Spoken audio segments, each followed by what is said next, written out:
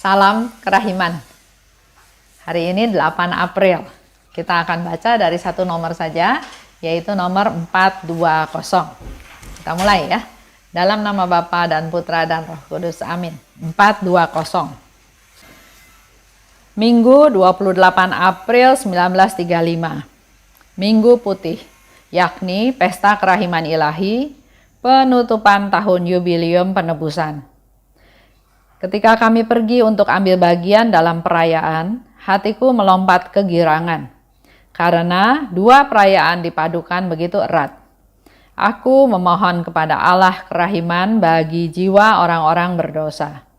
Menjelang akhir ibadat, ketika imam mengambil sakramen Maha Kudus untuk memberkati umat, aku melihat Tuhan Yesus seperti tampak dalam gambar itu. Tuhan memberikan berkat-Nya dan kedua sinar itu menyinari seluruh dunia. Tiba-tiba aku melihat suatu cahaya cemerlang yang tak tertembus dalam bentuk suatu tempat tinggal kristal yang dirajut dari gelombang cahaya yang tak terhampiri, baik oleh ciptaan apapun maupun oleh roh. Ada 3 pintu menuju cahaya itu. Pada saat itu, Yesus sebagaimana terlukis dalam gambar, memasuki cahaya itu melalui pintu kedua menuju Sang Esa yang ada di dalam. Itulah Sang Esa yang Tritunggal, yang tak dapat dipahami, yang tak terbatas. Tiba-tiba aku mendengar suatu suara. Pesta ini muncul dari lubuk kerahimanku sendiri, dan dikukuhkan dalam lubuk kerahimanku yang besar. Setiap jiwa yang percaya dan berharap pada kerahimanku akan menerimanya. Sukacitaku meluap-luap karena kebaikan dan keagungan Allahku yang luar biasa itu. 28 April 1935, hari Minggu. Di sana disebutkan Pesta Kerahiman Ilahi dan juga sekaligus penutupan Yubileum Penebusan. Dan Suster Faustina sangat sukacita karena ada 2 peristiwa besar yang terjadi pada hari tersebut. Dalam perayaan tersebut, aku mohon kerahiman bagi jiwa orang berdosa. Lihat ya, Suster Faustina tidak fokus pada dirinya tapi untuk orang lain. Dan orang lainnya bukan hanya orang-orang sekitar dia, tapi untuk orang berdosa. Karena memang hanya orang-orang yang berdosa yang sangat membutuhkan kerahiman Tuhan. Melalui Pesta Kerahiman Ilahi, melalui tahun Yubileum Penebusan. Dan pada akhir ibadat tersebut, imam mengambil sakramen Maha Kudus untuk memberkati umat ya. Jadi dia angkat untuk memberkati umat. Nah, di sana Suster Faustina melihat Tuhan Yesus seperti tampak dalam gambar itu, yaitu gambar kerahiman ilahi. Gambaran yang sama seperti yang dia lihat pertama kali di Vilnius. Tuhan memberikan berkat-Nya dan kedua sinar menyinari seluruh dunia.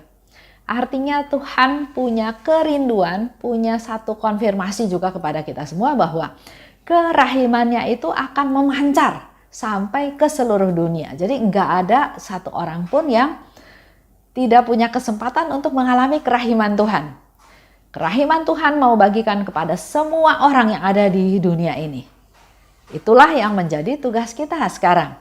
Mewartakan, memaklumkan, memberitakan, memuliakan kerahimannya Tuhan. Nah, masih dalam perayaan tersebut tiba-tiba Suster Faustina katakan, aku melihat suatu cahaya cemerlang.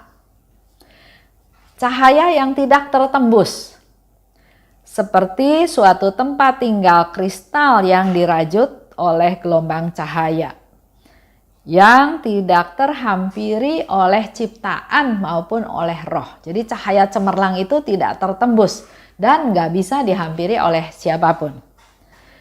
Di situ ada 3 pintu, ya ada 3 pintu dalam cahaya itu, dan Suster Faustina melihat Yesus memasuki cahaya tersebut melalui pintu nomor 2 menuju Sang Esa yang ada di dalam. Masih dalam perayaan tersebut, Suster Faustina alami lagi, tiba-tiba dia dengar suara. Dia dengar suara Yesus katakan, pesta ini muncul dari lubuk kerahimanku sendiri. Memang hari itu adalah hari pesta kerahiman. Memang belum diresmikan. Vatikan baru meresmikan.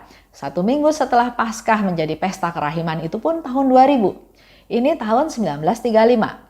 Tapi pada tahun itu, itulah pertama kali gambar Yesus yang Maha Rahim, gambar kerahiman ilahi dipasang di atas, di muka umum dan dihormati oleh banyak orang. Bisa dihormati oleh publik yang ada di sana. Di Vilnius kejadiannya, di negara Lituania, tepatnya di gerbang Ostra Brama. Kalau Bapak Ibu punya kesempatan, nanti sudah lewat masa pandemi, pergi ke sana. Bagus sekali tempatnya, Vilnius ya, Vilnius, bagus. Dulu Vilnius itu masih bagian daripada Polandia. Tapi karena perkembangan, karena perang, akhirnya Vilnius menjadi negara sendiri, disebut negara Lituania dengan ibu kotanya Vilnius. Kembali lagi, apa yang dikatakan oleh Yesus? Pesta ini muncul dari lubuk kerahimanku. Jadi pesta ini betul-betul pestanya Tuhan Yesus. Seperti yang Yesus sebutkan dalam diary yang lain. Pesta kerahiman adalah pestaku. Yesus yang jadi tuan rumah. Yesus yang mengundang kita semua manusia berdosa untuk datang padanya. Untuk menerima rahmat yang luar biasa, yaitu rahmat indulgensi penuh. Dan selain pesta ini muncul dari lubuk kerahimanku dan dikukuhkan dalam lubuk kerahimanku yang besar. Dan setiap jiwa yang percaya dan berharap pada kerahimanku akan menerimanya. Sebentar lagi kita masuk ke pesta kerahiman. Tahun 2021 pesta kerahiman dirayakan pada tanggal 11 April. Hari ini tanggal 8 ya, kita masih dalam novena kerahiman ilahi. Tapi 11 April, 3 hari lagi kita akan diundang oleh Yesus untuk masuk ke pesta kerahimannya Tuhan. Di mana dia katakan, pesta ini muncul dari lubuk kerahimanku. Dari hatinya Yesus yang paling dalam. Dia ingin ada pesta ini.